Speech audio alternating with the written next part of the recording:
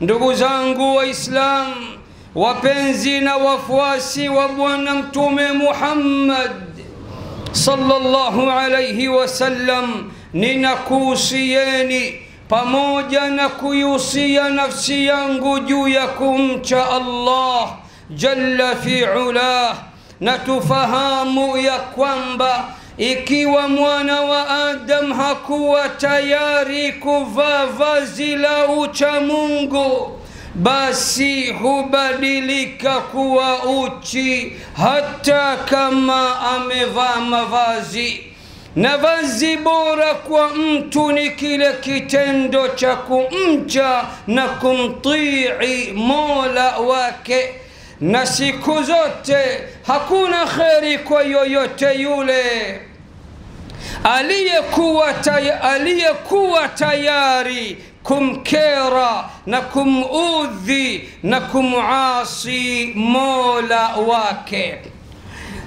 Ndugu zangu Waislamu, anwani ya khutba yetu ya leo ikiwa ni Ijumaa yetu ya pili, kichwa chake cha habari kinatuambia Waislamu kwenye hili hatuwawezi wasiokuwa Waislamu.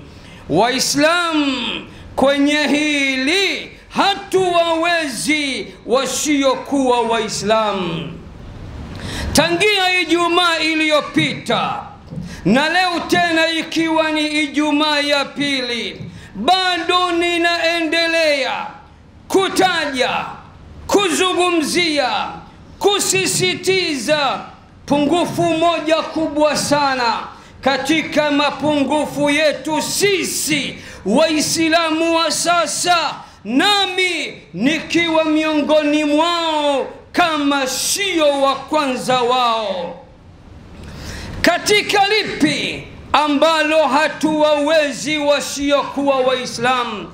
Jawabu ni kwamba fi qadhiyati al-infaqi في الدين وبذل المال في سبيل الله.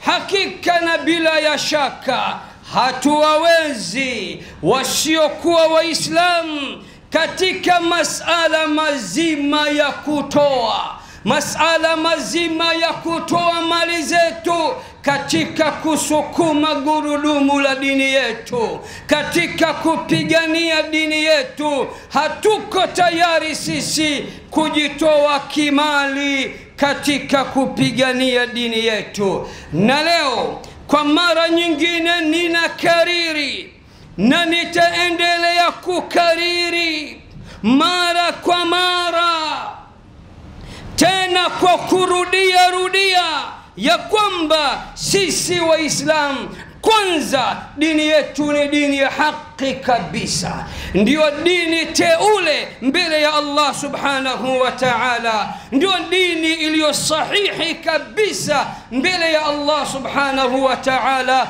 Na dini zote zilizokuwa kinyume cha Uislamu, zilizokuwa kinyume na Uislamu ni dini feki kabisa. Lakini cha kushangaza, sisi hatuwawezi na hatuwezi kuwafikia wala kuwapata wasiokuwa Waislamu katika kujenga dini yetu kwa mali zetu. Kwanza, hatuko tayari kupambania dini yetu kwa mali zetu. Hatuko tayari kutoa mali zetu, kutoa tunavyovimiliki kwa ajili ya kuupa Uislamu utukufu na kuwapa Waislamu utukufu. Hatuko tayari sisi. Na kila mmoja wetu, kuanzia wafanyabiashara wakubwa mpaka wadogo mpaka watu wa kawaida, kila mmoja anajivua katika dhima na katika masulia na katika lawama. Wengi wetu tukisikia Allah anasema piganieni dini yake kwa mali zenu kwanza, kisha nafsi zenu, wengi tunajitoa, tunasema hizi ni aya za matajiri fulani na fulani. Sikiliza sasa kisa cha uhakika kabisa, kisa ambacho kimetokea mwaka juzi, mwaka 2022 hapa Dar es Salaam, jiji la gharama, Kimara Mwisho. Kisa ambacho nimepata kuhadithiwa na mtu ninayemwamini ambaye ni Alhaj Uthman. Amenihadithia ya kuwa ana rafiki yake ni askofu mkuu katika makanisa fulani, makao makuu yake yapo hapa Kimara Mwisho. Alipata kumtembelea askofu yule moja ya Jumapili. Alipokuwa naye ofisini kwake, Alhaj Uthman ananiambia, wakatokea watu wanamwarifu baba askofu mkuu, hii ni misa ya mwisho, ndio zamu yako ili uje uongoze misa ya mwisho. Akamwambia twende. Alhaji anasema nilipigilia suti kama wao, kwa sababu niliogopa kuleta taharuki kanisani nikiwa nimevaa kanzu, na ofisi ya askofu imo ndani ya viwanja vya kanisa. Anasema walipoingia kanisani, akasimama akawasalimia watu wake na akawaambia, kabla ya kuanza na misa ya mwisho, nina rafiki yangu nataka niwatambulishe. Huyu ni Muislam, tena Alhaj.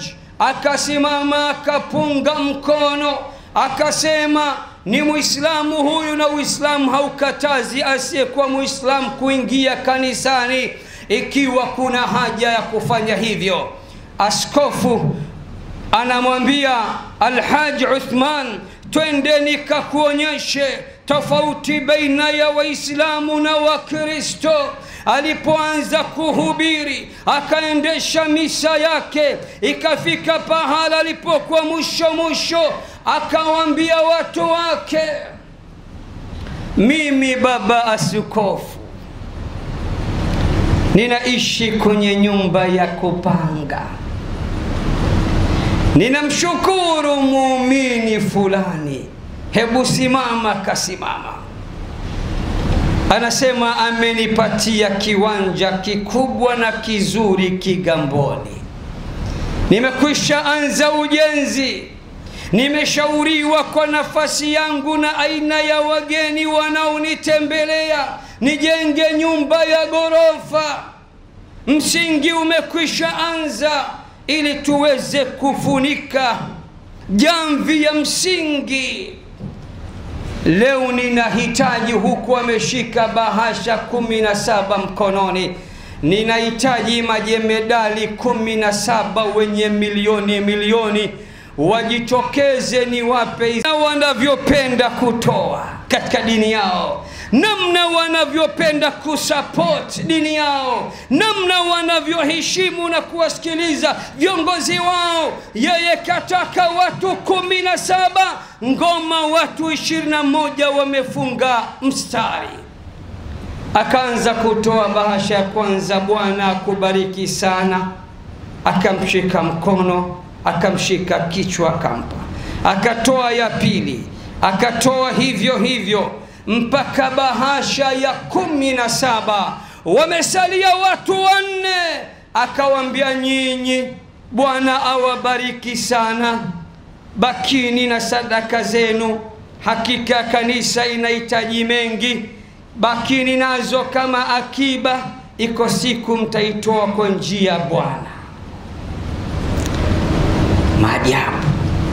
Nani katika nyinyi ana uwezo wa kutoa 1,000,000? Tuseme Ijumaa ya leo tunahitaji 2,000,000 tu, majemedali 2, subutu yake. Na si kwamba hamuna, mnazo. Kwani wenzenu wanaishi kwenye sayari gani? Si ardhi hii ya Dar es Salaam? Maisha si ndo hayo? Si tunakutana kwenye pirika, Kipi kimewafanya wao wana moyo wa kutoa, sisi hatuna moyo wa kutoa? Sisi ni madhaifu wa imani, sisi ni hatuna yakini, sisi hatuko tayari kupigania dini yetu kwa mali zetu. Cha kushangaza, milioni 17 sio za kujenga kanisa, ni za kumjengea nyumba bwana askofu, si bwana, si baba. Nyinyi atokee imamu tu, sina gari, nisaidieni, matusi yatakayotoka. Unatufanya sisi mtonga, mterezo. Huyu jamaa vipi? Eti tumnunulie gari, sio wenyewe tuna magari. Wenzetu huko washavuka siku nyingi. Waislamu, kisa kilikuwa ni hivyo. Milioni 17 wiki iliyokuja wiki iliyofuata imefika, na mambo yake ni supa, na nyumba yake imekwisha simama mwaka 2002. Njoo sasa kwa Waislamu, vyuma standardi, maboltanati, mabakhili wakubwa katika dini yao. Wengi ni wataalamu wa kuhonga. Wafanyabiashara wangapi wako tayari kuwasaidia wanawake warembo, kisa ya urembo wao, uzuri wao. Anakuja mwanamke wa Kiislamu choka mbaya, pangu pakavutia mchuzi, na jalbabu yake ofisini au getini akamtimua, akampa buku ikizidi shilingi 1500, lakini apigiwe na wale mastar, maactress wa bongo flavor, atamwaga vibaya sana. Unatafuta nini kwake wakati wewe una mke? Unatafuta nini kwake? Madongo na yatupa gizani kwa ajili ya Allah na mtume wake, na yule ambaye tamgonga ndo huyo huyo mwenye tabia hizo. Ibada ngumu kuliko ibada zote kwa Waislamu wa sasa ni ibada ya kutoa, na ndio maana hatujaelimika katika suala zima la utoaji wa sadaka na zaka kama tulivyohamasika katika kufunga mwezi mtukufu wa Ramadhan. Njoo nikupeleke katika kitabu kilichokwenda zaidi ya shule, kitabu cha haki, kitabu kilichokuwa sahihi, kitabu kisichokuwa na shaka ndani yake. Dhalika alkitab la raiba fihi hudan lilmuttaqin. Suratul Baqara, sura ya pili, aya nambari 268. Allah anasema, tatizo ni nini ya Rab? Tatizo ni nini ya Rab? Kwa nini Waislamu wa zama hizi ni vyuma, wanachungulia pesa zao na mali zao, hawana ihsan, hawana wema, hawana shukrani kwako uliowapa pesa tele chungu nzima, kisha kuweka fungu maalumu kwa ajili ya dini yako hawako tayari. Qur'ani inasema, shaitanu ya'idukumul faqra, huyo ni shetani anakutieni hofu, anawatia hofu juu ya ufakiri. Anakwambia ukitoa ndugu yangu utafilisika. Mambo ya dini ni mengi, ukifungua mlango hawa mashekhe hawana haya.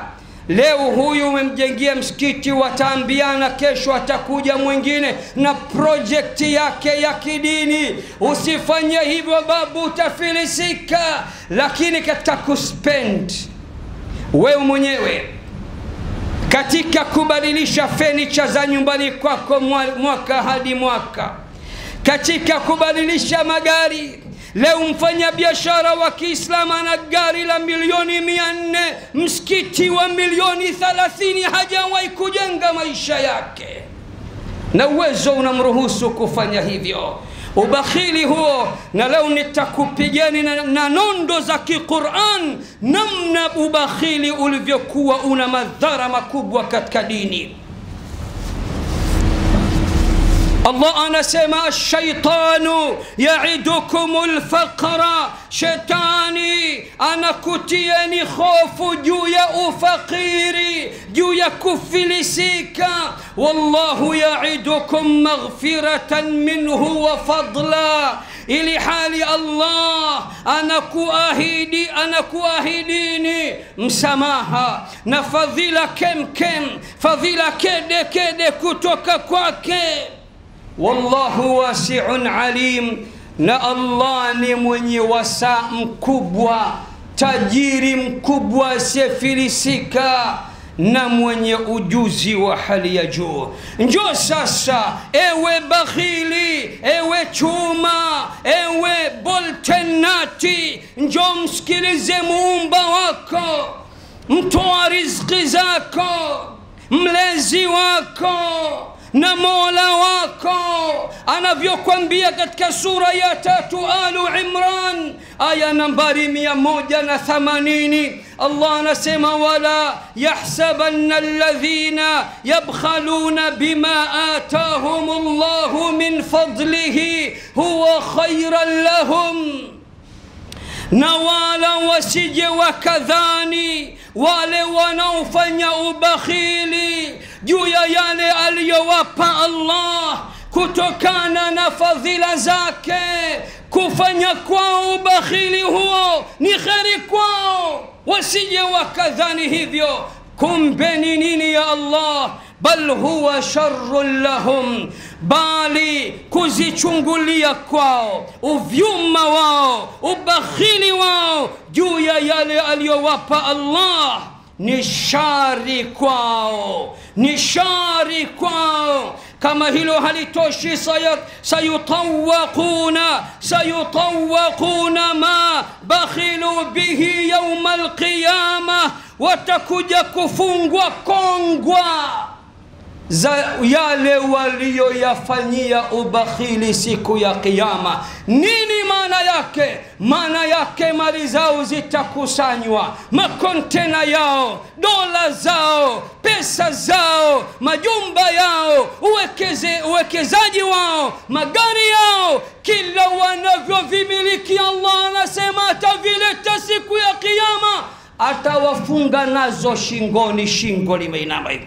Anaburuza mali yake imeshindwa kumsaidia siku ya kiyama, ameitumia kwa upuuzi mwingi sana, akashindwa kuitumia kwa ajili ya Allah.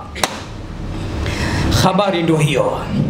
Kila unachomiliki ukakataa kutoa fi sabilillah, katika njia ya Allah, vitaletwa vyote umefungwa nazo katika shingo yako. Niambie, shingo itapinda kiasi gani kama siyo kuvunjika? Al-Imamu an-Nasai anapokea hadithi sahihi kutoka kwa Bwana Mtume Muhammad, hadithi nambari 5462. Bwana Mtume sallallahu alayhi wasallam, namna alivyokuwa akiuogopa ubakhili, alikuwa akimwomba Allah kuonyesha kwamba ubakhili ni maradhi, ni ugonjwa sugu, kuonyesha kwamba ubakhili ni jambo baya sana. Bwana Mtume sallallahu alayhi wasallam alikuwa akipenda kuomba dua hii ifuatayo. Alikuwa akisema Allahumma inni a'udhu bika minal bukhli, ewe Allah ninakuomba unikinge na ubakhili. Na tathmini yaonyesha nyinyi Waislamu, kila Allah anapowaongezea riziki ndio mnakuwa vyuma zaidi. Mtu kama alikuwa na kipato cha kati kwa kati, masha Allah tabarakallah, alikuwa akitoa sana, ghafla kila anapozidi kupanda kimali, kiutajiri, anakuwa chuma kweli kweli. Tathmini yaonyesha hivyo, na Allah ajua hivyo, na Allah si mjinga, anakuongezea na anajua tabia yako ilivyo, anakuchora na anakutazama tu, na akhera anakusubiri kwa hamu zote. Al-Baqara tena aya nambari 254, Allah anatoa wito kwa Waislamu wajiepushe na ubakhili, wajitahidi watoe katika vile alivyowaruzuku. Akasema ya ayyuhalladhina amanu, enyi mlioamini, anfiqu mimma razaqnakum, toweni katika vile tulivyowaruzuku. Piga mstari hapa, toeni katika vile tulivyowaruzuku. Hukupata kwa ujanja wako, na kama umerithi kutoka kwa mzazi wako, mzazi pia hakupata kwa ujanja wake. Allah anasema ni yeye aliyekupeni, yeye aliyewaruzuku mali mulizo nazo. Ya ayyuhalladhina amanu, enyi mlioamini, anfiqu mimma razaqnakum, toeni katika vile tulivyowaruzuku, katika vile nilivyokupeni mimi. Min qabli an ya'tiya yawmun, kabla ya kuwafikia siku, kabla ya kuwajia siku, kabla ya kuja siku, la bay'un fihi wala khullatun wala shafa'a, kabla ya kuja siku ambayo hakuna biashara tena ndani yake, hakuna urafiki tena ndani yake, wala hakuna maombezi ndani yake, utetezi wa aina yoyote ile. Kama hili alikutoshi wewe boltenat, chuma standali, bakhili kuliko mabakhili wote, Allah amekupa kisha hutaki kutoa katika njia yake. Unaona maendeleo ya dini yako yanavyosua sua. Misikiti mingapi umeona ina hali mbaya, umeshindwa kujitoa ukafanya walau kwa siri. Kazi yako unaswali katika msikiti carpet na miaka zaidi ya 40, ukitoka pale unakwenda mafua. Kwa nini usinunue zulia jipya ukapelekea? Na Allah amekupa wewe.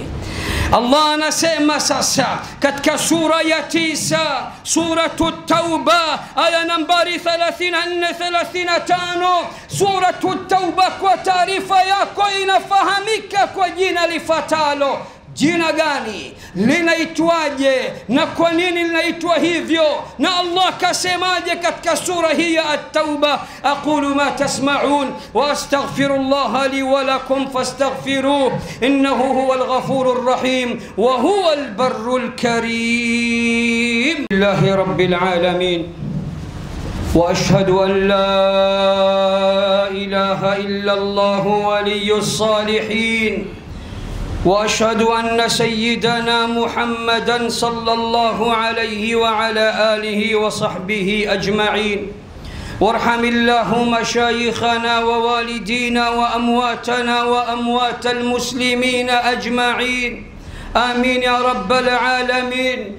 Kipi alichokisema Allah katika sura ya 9, suratu Tauba aya nambari 34-35. Suratu Tauba ina jina jingine au ina umaarufu mwingine kwa mujibu wa wanawachuoni wa Qur'an. Suratu Tauba huitwa Al-Fadhiha, sura yenye kufedhehesha wanafiki. Suratu Tauba ni sura yenye kufedhehesha wanafiki, na imepata kuwafedhehesha wanafiki zama za Mtume Muhammad sallallahu alayhi wasallam. Allah anasema katika sura hii nzito kabisa, walladhina yaknizuna adh-dhahaba wal-fiddata wala yunfiqunaha fi sabilillah fabashirhum bi'adhabin alim. Na wale wanaochuma siku zote dhahabu na fedha kisha hawako tayari kutoa katika njia ya Allah, fabashirhum bi'adhabin alim, wape habari wape bishara ya adhabu yenye kuumiza.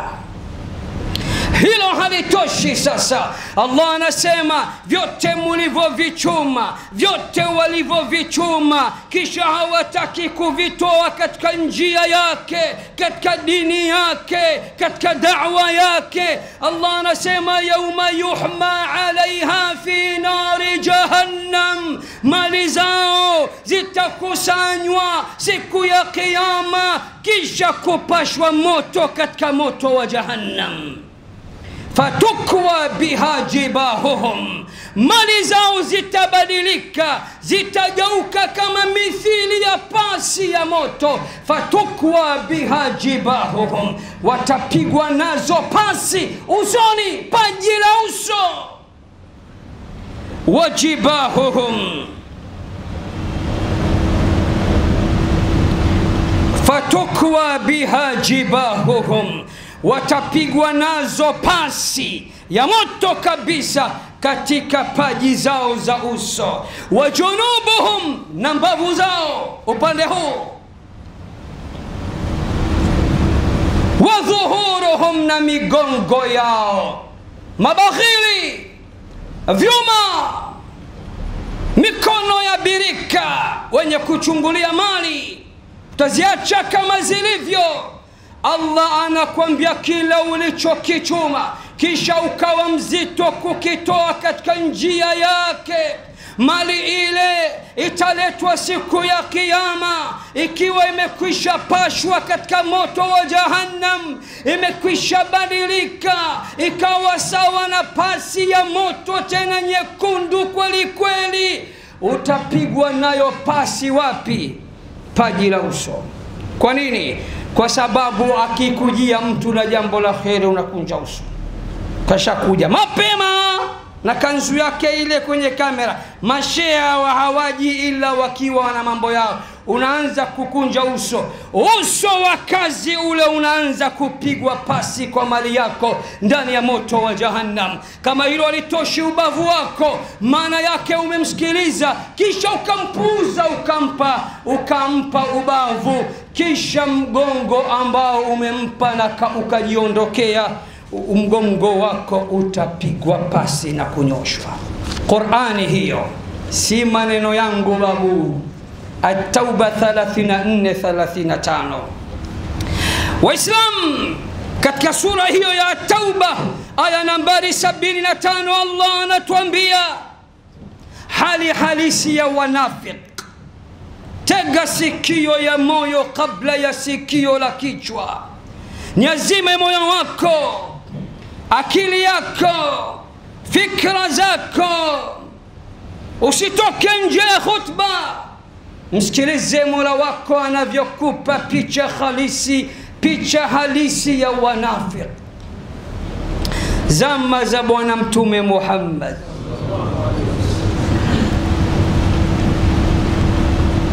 alikwenda mnafiki mmoja kwa Bwana Mtume, ya Rasulullah, mali, nataka mzigo ya Rasulullah, nataka fedha ya Rasulullah. Mtume anamwambia mali ni mtihani, achana nayo, ridhika na kidogo kinachokutosha. Anakataa, ya Rasulullah, nakula kiapo mbele yako na mbele ya Allah, Allah kinipa mali nitatoa sana katika njia yake. Kipi sasa kimetokea? Bwana Mtume akanyanyua mikono mbinguni, ya Allah, mpe mali mara 3. Dua ya Mtume haina kizuizi. Bwana yule alikuwa ni multi-billionaire katika jiji la Madina, na utajiri wakati ule sio masemi trailer na manini, ni mifugo. Akawa ana mifugo jijini Madina, mjini Madina pamekuwa ni kero. Akahamia nje ya mji, amejizolea kijiji kizima ni cha kwake. Tajiri mkubwa namba 1 Madina nzima. alikuwa mwenzangu mimi na wewe, pangu pakavutia mchuzi, kaja kuwa tajiri kwa dua ya bwana mtume Muhammad. Kipi sasa kimetokea? Aya ya zaka ikashuka, khudh min amwalihim sadaqatan tutahhiruhum wa tuzakkihim biha. Nenda Muhammad kachukue zaka. Haiombwi, zaka inachukuliwa kwa nguvu, kwa sababu si yako, ni ya Allah na watu wake maalum. Bwana mtume akasema yuko fulani, nendeni mkachukue zaka. Mwambie mtume amenituma zaka na kiwango hichi. Kufika pale akawachenjia maswahaba. Ushahidi uko wapi kama mtume kawatuma? Bwana wewe unijui? Sahaba wa mtume mkono wake wa kulia, hamna maandishi ya mtume. Mtume tangia lini anajua kuandika? Kazingua kwa lugha yenu wa sasa hivi. Kakataa kutoa katika mali yake. Kageuka, sio yeye tena, wallahi Mungu akinipa takinga msikiti mimi. Uongo mtupu. Allah anasema katika At-Tauba 75, wa minhum man ahada Allah, na miongoni mwao wako waliomwahidi Allah, la in atana min fadlihi, pindi ambapo Allah akitupa katika fadhila zake, la nasaddaqanna, tutatoa sana sadaka, wala nakunanna minas salihin, na tutakuwa miongoni mwa wale wema. Falamma atahum min fadlihi, sikiliza sasa ngoma, pindi Allah alipowafungulia milango yote ya riziki na ya kheri, akawamiminia kutokana na fadhila zake, bakhilu bihi, wakafanya ubakhili, wakageuka, watawallau wa hum mu'ridun, wakakengeuka na kuipuuza wito wa Allah na mtume wake Muhammad. Kipi kimetokea? Allah katoa hukumu tit for tat, papo kwa papo. Fa'aqabahum nifaqan fi qulubihim ila yawmi yalqawnahu bima akhlafu Allah ma wa'aduhu wa bima kanu yakdhibun. Allah kampiga muhuri wa unafiki katika moyo wake na akamhukumu kuwa ni munafiki mpaka siku ya kukutana naye. Badilikeni Waislamu. Abu Bakar as-Siddiq katika vita vya Tabuk, bwana mtume akasema ni changieni katika dini. Vita vimepamba moto, wanajeshi zaidi ya 1030 hawana mavazi ya vita na silaha na kadhalika. Saidina Umar akatoa nusu ya mali yake. Abu Bakar akavunja rekodi, akaleta mali yake yote kwa ujumla, mpaka bwana mtume akashtuka, akamwambia, madha tarakta li ahlika ya Aba Bakrin, familia yako, watoto wako umewaachia nini? Akasema, taraktu fihimullaha wa rasula, nimewaachia Allah na mtume wake. Wanawachuoni wanasema da'wa tahtaju afradan ka Abi Bakr wa Uthman wa Abdurrahman ibn Auf wa adrabihim min athriya as-sahaba.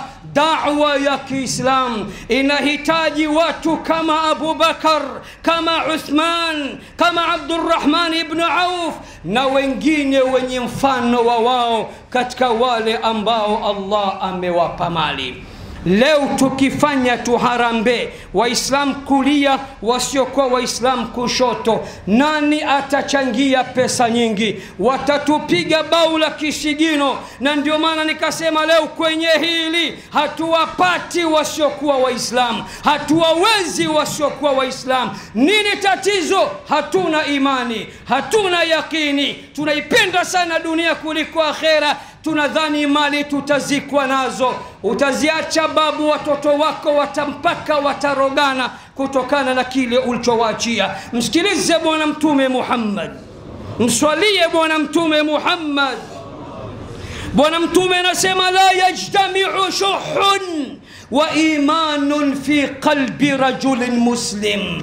Mawili katu hayawezi kukutana katika moyo wa Muislamu: imani na ubakhili haviwezi kukutana katika moyo wa mtu Muislamu.